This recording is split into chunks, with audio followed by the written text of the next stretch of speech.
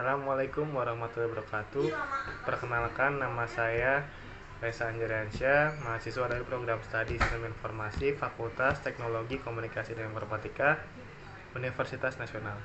Pada kesempatan kali ini saya akan menjelaskan rangkuman materi pertemuan ke-9 sampai dengan materi pertemuan ke-15 dengan mata kuliah Enterprise Resource Planning atau ERP dengan dosen pengampu Bapak Dr. Agung Trayudi, Eskom Mkom. Ya, lanjut saja. Jadi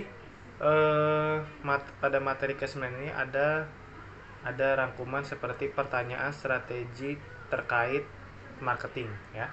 Jadi yang pertama ada apakah produk apa yang harus kita produksi? Yang kedua, berapa banyak masing-masing produk yang akan diproduksi? Yang ketiga, bagaimana terbaik kita dapat promosi atau mengiklankan produksi kita? Yang keempat, bagaimana kita dapat memproduksikan produk dengan kepuasan konsumen yang maksimum. Dan yang terakhir, berapa harga jual produk kita ya. Jadi untuk penjualan itu ada direct sales dan wholesale ya. Jadi kalau direct sales itu menawarkan diskon berdasarkan volume untuk mendorong order besar di mana yang lebih efisien untuk diproses ya. Kalau misalnya wholesale itu harga tetap yang lebih rendah karena order yang lebih besar gitu ya. Jika tidak, konsumen harus tangani oleh divisi direct sales ya. Nah, untuk proses sales itu ada 3 ya. Pertama, penawaran harga atau price quotation. Yang kedua, melakukan order sales atau sales order. Dan yang ketiga, 3P itu yaitu penjemputan, pengemasan, dan pengiriman. Yang keempat itu pembuatan invoice atau kwitansi dari kwitansi. Yang kelima itu pembayaran ke keuangan. Dan yang terakhir returns atau pengembalian dari si konsumen jika ada barang cacat. Nah, selanjutnya tujuan production planning ini merupakan penjadwalan produksi secara otomatis sehingga perusahaan dapat mengirimkan produk kepada konsumen sesuai dengan tanggal yang dijanjikan dalam arti paling efisien ya. Jadi ada 3 pendekatan produksi, yang itu yang pertama make to stock ya. Jadi MTS itu item dibuat untuk persediaan ya. Jadi untuk mengantisipasi sales order kebanyakan produk konsumen ya, seperti sabun, snack ya, dibuat dengan cara seperti ini. Yang kedua, make to order. Jadi item diproduksi untuk memenuhi spesifikasi dari konsumen. Perusahaan sering menggunakan pendekatan ini karena produksi item yang terlalu mahal dan disimpan sebagai persediaan, dan atau item yang dibuat dikonfigurasikan berdasarkan spesifikasi customer ya, seperti percetakan, pesawat udara, peralatan besar industri atau sebagainya. Dan yang terakhir itu ada assembler to order. Jadi item produksi ini menggunakan kombinasi dari proses MTS dan MTO. Produk akhir dirakit berdasarkan order dari komponen MTO atau seperti komputer rakitan ya. Selanjutnya ada itu ERP ya, Enterprise Resource Planning ya. Jadi Enterprise Resource Planning ini ternyata itu berakar dari MRP. Apa sih MRP itu? MRP berarti Materials Requirement Planning. Jadi MRP ini merupakan suatu bagian besar dari sistem ERP ya. Jadi seperti dari sistem ERP. Nah, selanjutnya juga ada supply chain management. Jadi melihat keseluruhan sistem supply dari bahan baku sampai kepada barang jadi dari pihak pengecer. Nah, selanjutnya ada bill of materials ya. Jadi bill of materials ini digunakan untuk untuk menghitung beberapa banyak masing-masing raw materials ya yang digunakan untuk memproduksi suatu produk jadi. Biasanya BOM ini sering dipakainya di bidang konstruktor ya, konstruksi atau di bidang-bidang lainnya, karena dia akan seperti contohnya untuk membangun suatu gedung. Nah, dalam suatu gedung itu perlu ada beberapa material yang harus diperlukannya berapa banyak, terus seperti apa spesifikasinya, dan bagaimananya seperti itu, dan harga-harganya pun dijabarkan di situ ya. Jadi ketahuan satu gedung tuh anggaran dasarnya berapa, seperti itu. Nah, jadi BOM itu untuk menghitung beberapa banyak masing-masing raw material yang diperlukan. Nah, selanjutnya ada untuk PO ya. PO lead time ya. Jadi PO lead time ini meliputi satu, waktu yang dibutuhkan supplier untuk menerima dan proses order. Yang kedua, waktu pengeluaran stok ya. Jadi pengeluaran stok, packing, memuat ke truk dan mengirim. Yang ketiga itu waktu yang dibutuhkan penerima untuk memproses penerimaan, jadi unload, inspeksi, dan memindahkan barang ke gudang atau ke lini produksi. Nah, ada juga load sizing ya. Jadi kalau load sizing ini adalah proses menentukan produksi atau kuantitas order. Seperti contohnya, oats ini dibeli dengan jumlah kelipatan 44.000 lb dalam kapasitas truk. Contohnya seperti itu. Atau watt germ dibeli dalam jumlah kelipatan 2000 lb kapasitas kontainer. Atau juga bisa contohnya seperti tepung protein dibeli dalam kelipatan 1250 lb kapasitas palet ya, seperti itu.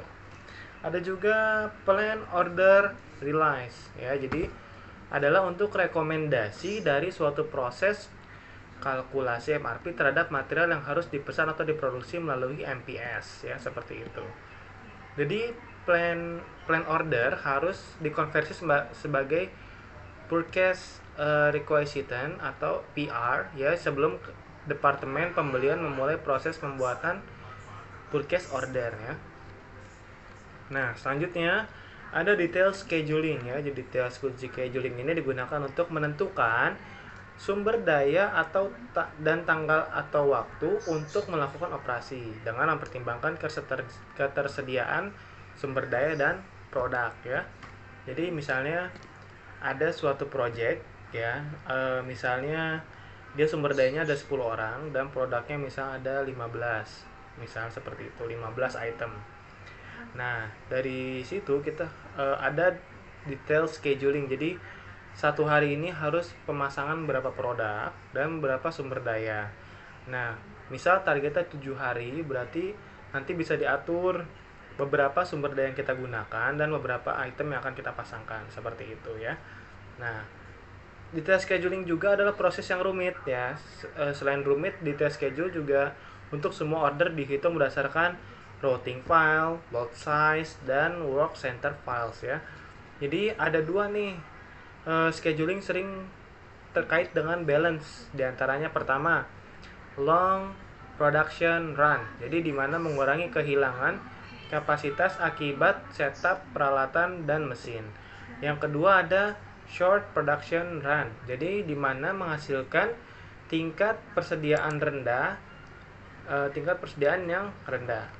Nah, jadi ada beberapa aktivitas nih yang diantaranya ada scheduling, rescheduling, dan delcoaching ya. Jadi di mana melepas operasi kepada sumber daya pada suatu tanggal atau waktu tertentu. Nah, kalau rescheduling itu di mana mengirim operasi yang sudah terjadwal ya kepada tanggal atau waktu atau sumber daya yang berbeda. Nah, atau delcoaching itu adalah mengeluarkan operasi terjadwal dari jadwal sumber daya. Nah, selanjutnya ada juga PIC atau Production Activity Control ya. Production Activity Control ini merupakan teknik dan manajemen kapasitas yang digunakan untuk mengendalikan operasi produksi ya. Jadi PIC ini memiliki dua konsentrasi utama. Yang pertama priority control, yang kedua capacity control. Ya, kalau udah priority berarti memastikan aktivitas produksi mengikuti rencana prioritas ya, ceritanya seperti material requirements planning.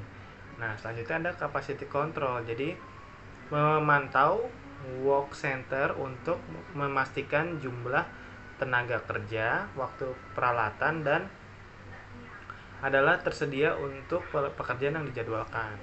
Seperti itu. Nah, selanjutnya aktivitas akuntansi. Jadi akuntansi sebetulnya dapat diklasifikasikan sebagai yang pertama akuntansi keuangan, akuntansi manajerial, akuntansi pajak ya.